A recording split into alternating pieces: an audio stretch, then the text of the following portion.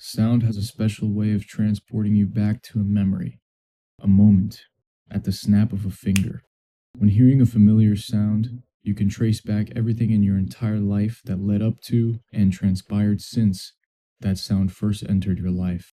For many, these can take different forms: music, sound effects, ringtones, historic sound design. But for me, that sound is Frank Ocean's 2016 masterpiece, Blond.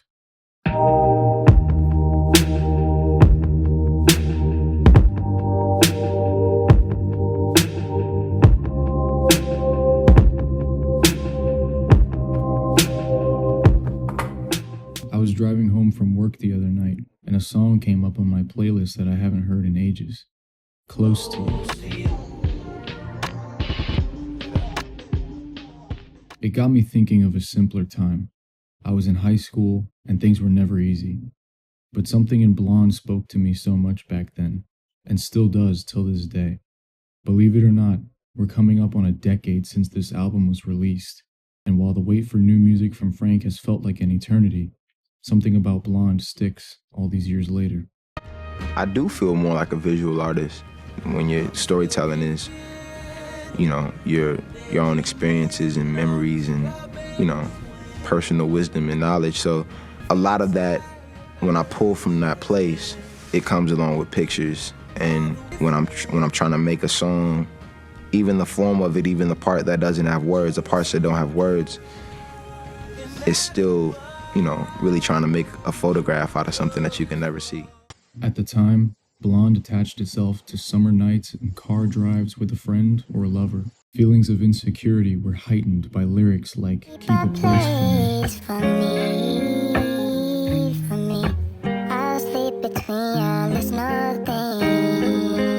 Songs structured like poems that speak to the sense of one's upbringing versus one's surroundings featured on Be Yourself spoke to the internal struggle of who I felt like I was coming into conflict with who I'm becoming. Listen, stop trying to be somebody else.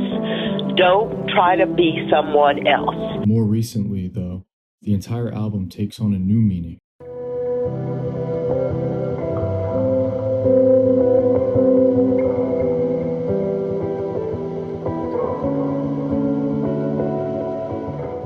The emotional connections formed from listening to these songs for close to a decade have strengthened in ways I can't quite explain.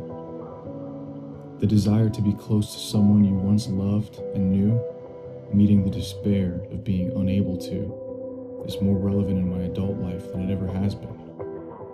And while feelings of nostalgia and melancholy seep in while listening to songs like the heartbreakingly relevant Ivy, songs like White Ferrari and Siegfried can bring a tear to my eye remembering the hardships accompanying the grief of a lost love, or one never truly experienced.